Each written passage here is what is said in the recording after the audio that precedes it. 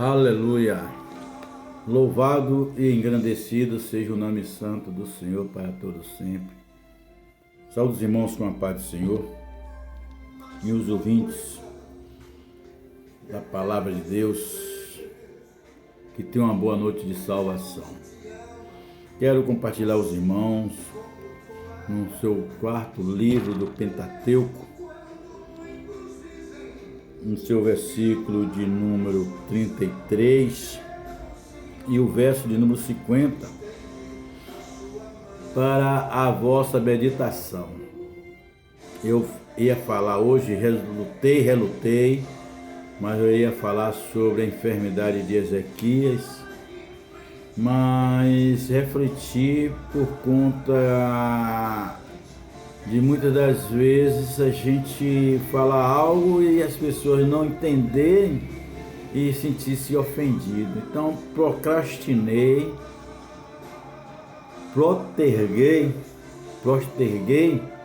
para frente, para que lá na frente a gente possa estar falando a respeito. Mas nessa noite aplicou no meu coração a palavra do Senhor, que fala a respeito das preparações no seu versículo de número 50, do capítulo de número 36 em diante. E falou o Senhor a Moisés nas campinas de Moabe, junto ao Jordão, perto de Jericó, dizendo: fala aos filhos de Israel e dize-lhes: quando tiverdes passado o Jordão para a terra de Canaã, lançareis fora todos os moradores do país de diante de vós, e destruirei todas as suas pinturas e todas as suas imagens de fundição, e arruinareis todos os seus lugares altos. E tomareis por possessão a terra, e habitareis nela, porque eu vos dei esta terra para que a possui. E por sorte herdais a terra, segundo as suas famílias, ao qual muitos darei a sua herança, e aos poucos diminuireis a herança dele. Onde sair a sorte alguém, ali possuireis, segundo as tribos de vossos pais herdais. E eu fico analisando que no sentido espiritual, todo crente, ele deve deixar todo o embaraço e o pecado que os rodeia. Uma vez chamado, uma vez alcançado pela graça, ele deve fazer a prática de abandonar tudo aquilo que antes fizera. Deixar todo o embaraço e o pecado que nos rodeia. A prática, porque não é de uma hora para outra. Eu entendo até isso. Que só se pode fazer enquanto nossa fé está ancorado firmemente em Cristo e a cruz, o que logo dá ao Espírito Santo a liberdade de ação para operar em nossa vida, proporcionando os resultados desejados. Qualquer outro caminho é inútil, segundo Romanos 6, 13 a 14. Mas até os inimigos têm que ser desapropriados da sua terra. Como dito repetidas vezes, isso só pode concluir pela fé em Cristo Jesus. Em outras palavras, no livro de 1 Coríntios,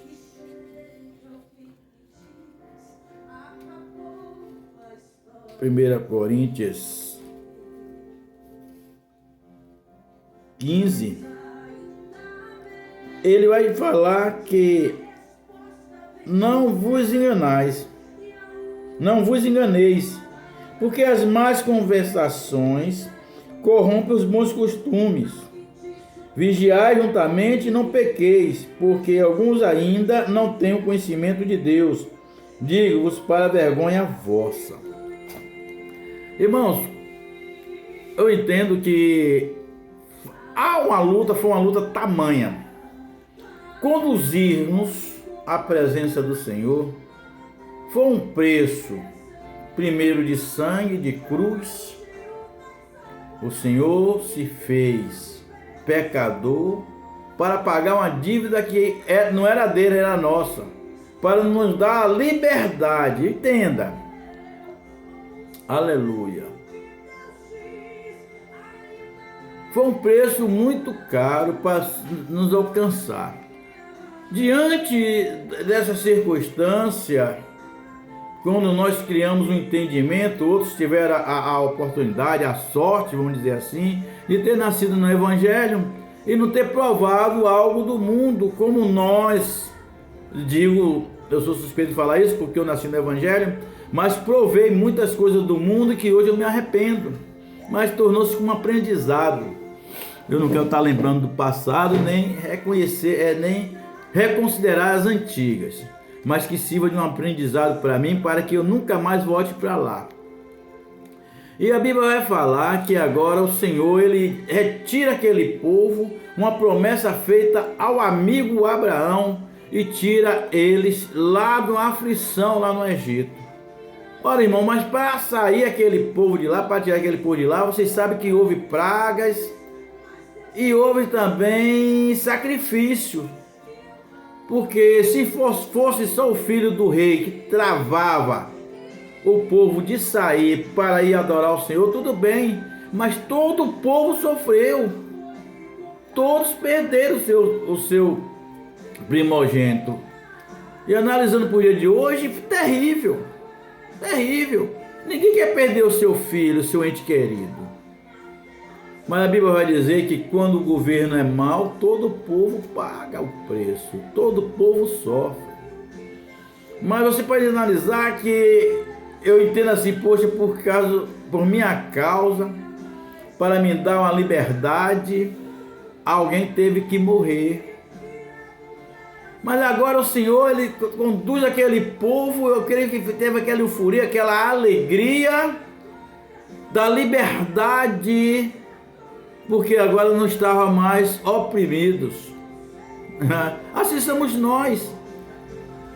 Uma vida que levávamos preguiça, uma vida preguiça que nós levávamos.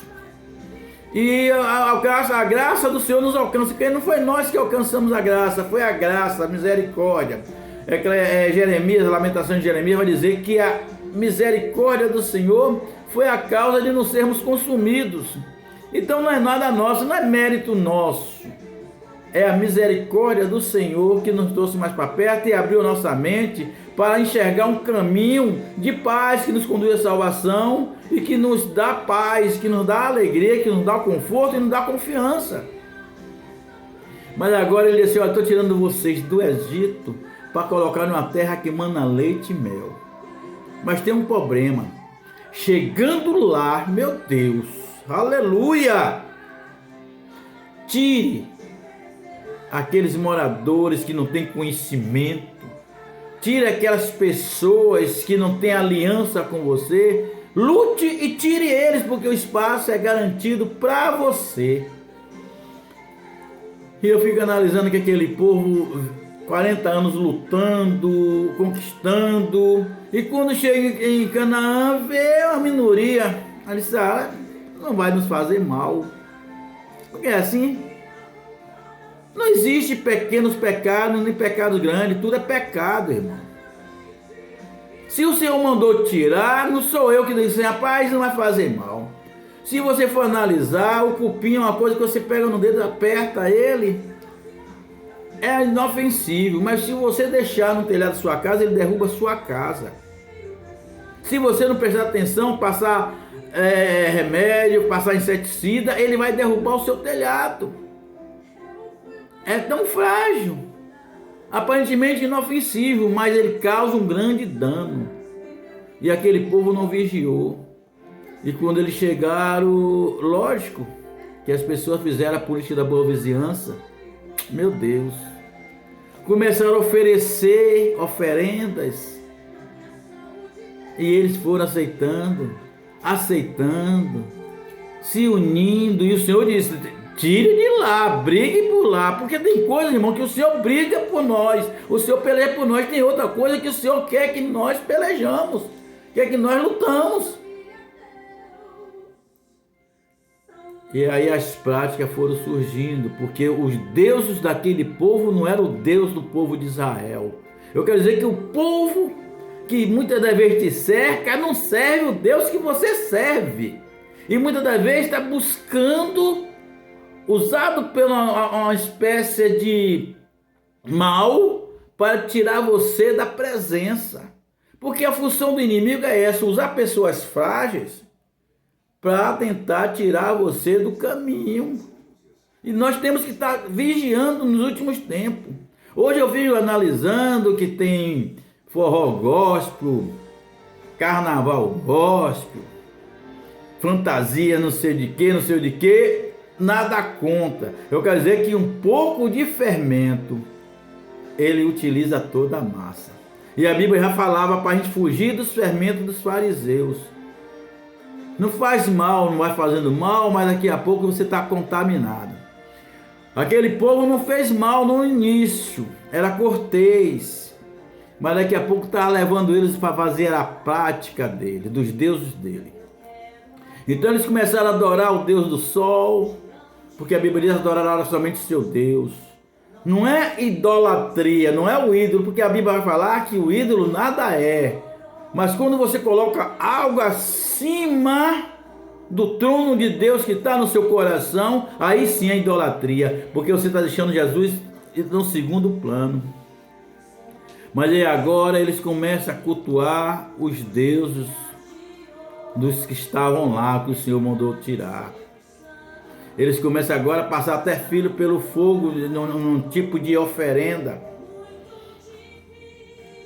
E foi por conta disso que o Israel, que era uma nação poderosa, ela começou a se enfraquecer. Talvez você esteja passando por uma situação difícil, livre, lutando para se livrar dessas situações, desse tipo de opressão. Ah, eu não quero maltratar, que é meu amigo, não quero fazer isso, que é meu amigo. Você tem que falar a verdade. Olha, fulano, a minha vida é outra. Se você quiser, segue-me. Se você quiser, largue a sua cruz e segue-me. Mas agora eu não posso largar a minha cruz e seguir você.